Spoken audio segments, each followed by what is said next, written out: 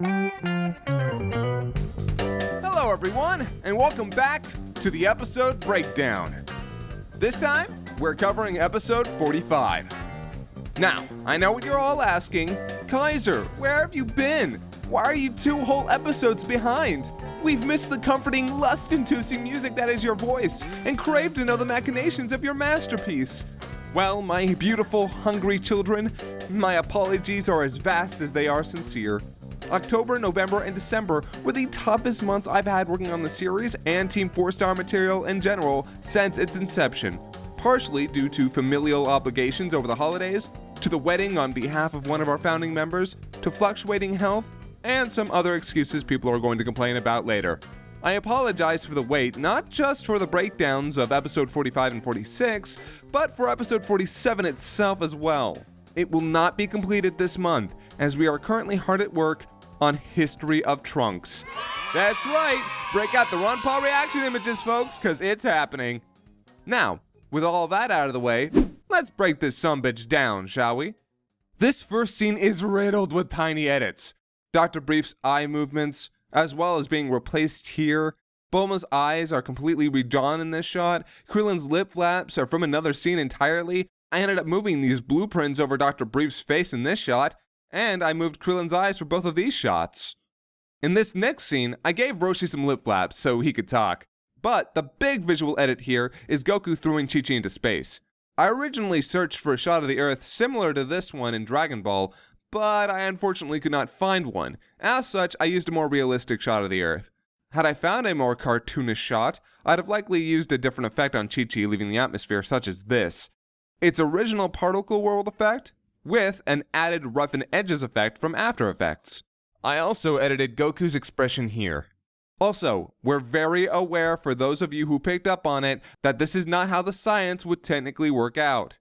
But we actually have a very good reason and explanation for how it works. So anyway, this scene with the androids, a total bitch. And you can see why it's a total bitch. And those lip flaps are all properly timed too. No cheating, frame by frame. Also, those aren't 16's actual lip flaps from this scene. I can't remember what scene they're actually from, as I edited and saved these in Photoshop, but they aren't.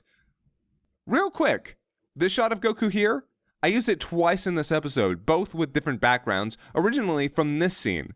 Also in this shot, I gave Goku some new lip flaps from Chi-Chi over here, and I made new lip flaps for him here.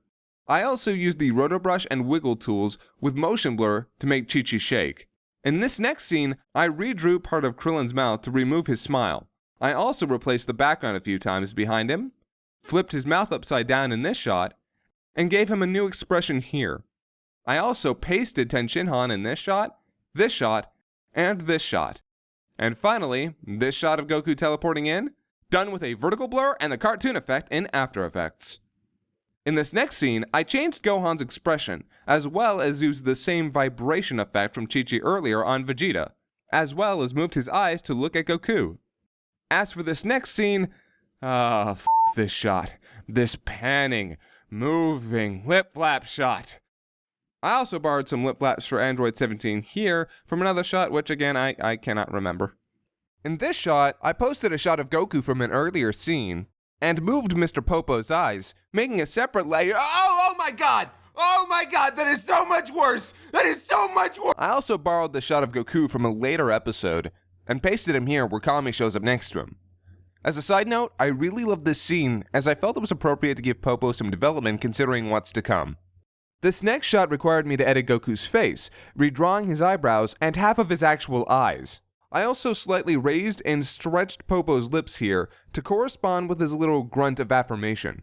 I would do the same thing with Krillin later here. This next scene with the television is a bit of a disappointment to me, actually. I feel like I could have done more with the news segments, as well as the graphics for the channel turning, but unfortunately I did not have the time. I did have the time, however, to fix another animation error on Toei's part. Now, this last scene before the ending is actually the first scene I worked on in this episode, partially because I knew it was going to have a big visual edit. See the shot where Trunks gets slapped? Here's the original shot. Yeah, it actually took me a while to recolor everything and adjust the brightness as necessary.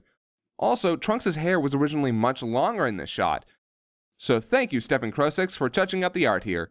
Very much appreciated. And finally, the Panty clone scene. This was the second scene I worked on. That's actually a picture of Panty's head pasted on a picture of baby Goku's body with the tail erased. I pasted it over the original cell fetus and did some recoloring, etc. In this shot of it here, I actually had to repaint part of the background for Dr. Brief, as the original shot already had him on screen. All in all, this was the most technically difficult scene in the episode, but I personally love how it came out. Again though, I think I could have done a little bit more with it if I had the time. And hey, that's it folks! Thanks for giving this one a watch. I had a lot of fun with it. Expect the breakdown for episode 46 sometime next week most likely. Meanwhile, we'll be working on episode 47 and History of Trunks. We also have more gaming content if you're interested. Please give them a try, as they help support us more than you know. Thanks again. Ciao.